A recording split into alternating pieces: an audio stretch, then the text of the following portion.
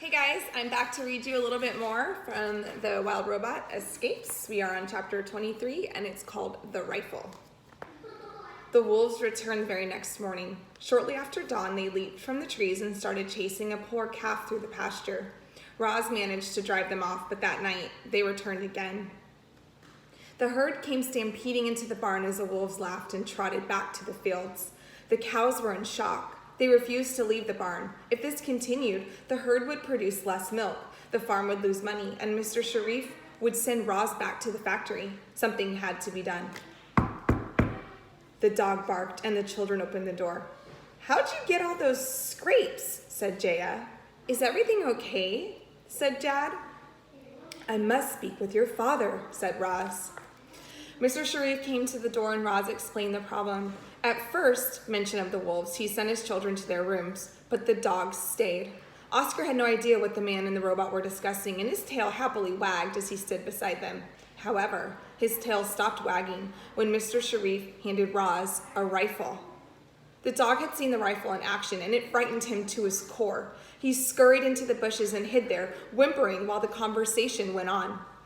"What do you mean you can't fire a rifle?" the man yelled. "Roz, you're a farmer now, and sometimes farmers have to kill animals." It was the first time Mr. Sharif had ever yelled at Roz. She waited patiently as words and spittle flew from his mouth. "My farm and my family are in danger. Roz, I order you to kill those wolves." "I cannot follow that order because I am not programmed to be violent." Mr. Sharif let out a heavy sigh. He knew Roz was right. But when he reached for the weapon, she wouldn't let go. The man stared at the robot. The robot stared at the dog. The dog stared at the rifle. Oscar was still whimpering and hiding in the bushes. Just the sight of the rifle had sent him into a panic. It was hard to believe that such a fearful animal was related to wolves.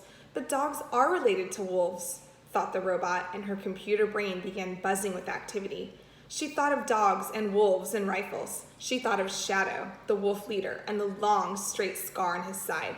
And then she had an idea. "Although I cannot fire the rifle," said Roz, "I believe it can help me solve the wolf problem." Mr. Sharif frowned. He didn't know what the robot was getting at, but he was happy to let her handle the wolves by herself.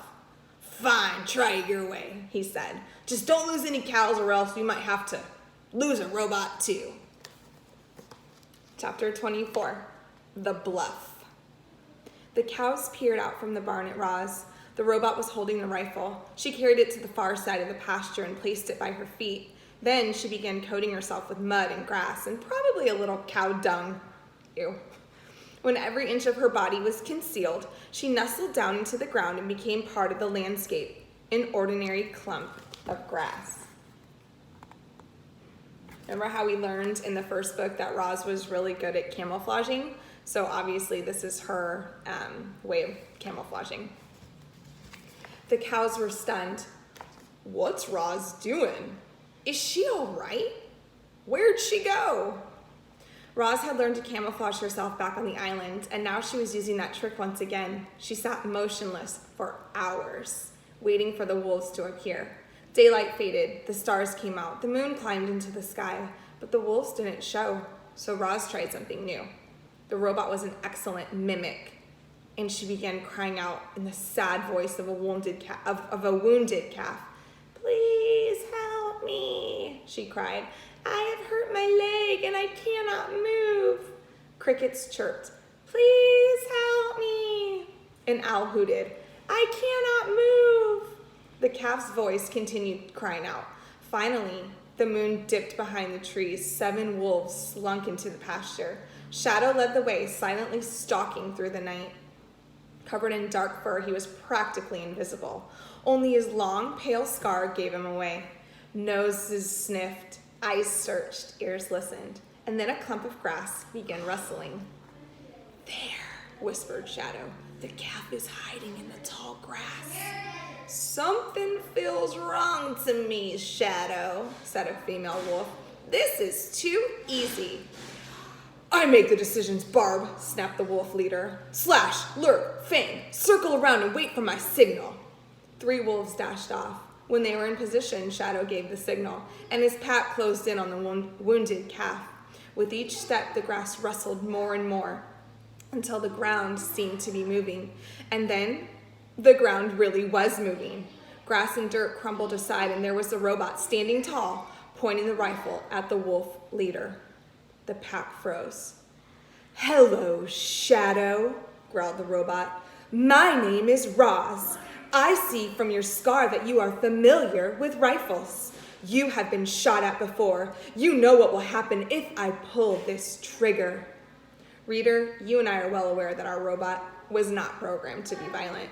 Roz couldn't have pulled that trigger even if she wanted to, but she didn't want to.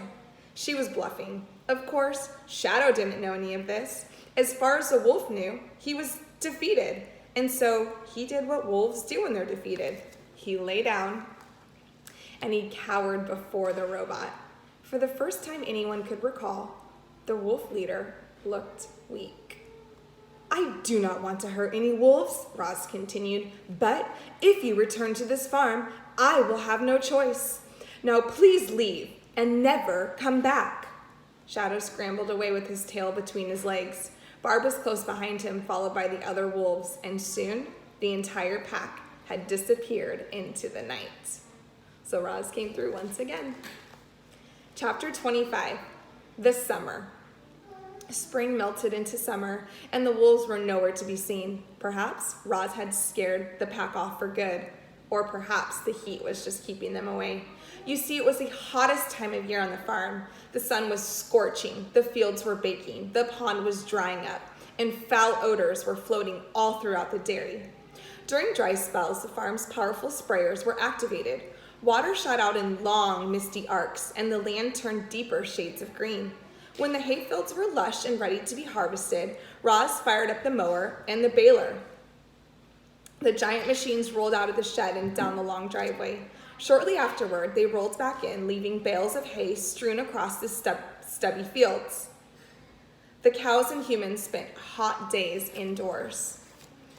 Only when the sun set and the air began to cool would they venture outside. I've heard a lot of good words today, so maybe some of you should actually create your own alpha box at home, and then maybe you can go back and watch some of these videos over, and we can start keeping track of these words because there's really, really good words. The herd strolled out to graze under the stars. The children ran out to chase fireflies, and sometimes even Mr. Sharif stepped out to stretch his stiff legs. Trees swished in the evening breeze. Heat lightning flickered on the horizon. Cicadas sang their summer songs. When Roz wasn't farming, she was searching for a way to escape. Everything hinged on the children. The robot needed their help, but she couldn't just bring herself to tell the truth. It was still too risky. Mr. Sharif asked the children not to distract Roz from her work, but they did it anyway. They'd sneak out of the house and order the robot to play with them. Together, they told stories, rode bicycles, lay in the grass watching fluffy clouds drift by. Summer was tornado season. On occasion, thick clouds would start funneling downward, reaching for the ground. So far, the funnel clouds had all been receded back into the sky before doing any damage. But it was only a matter of time before a tornado touched down. And we will stop there for now.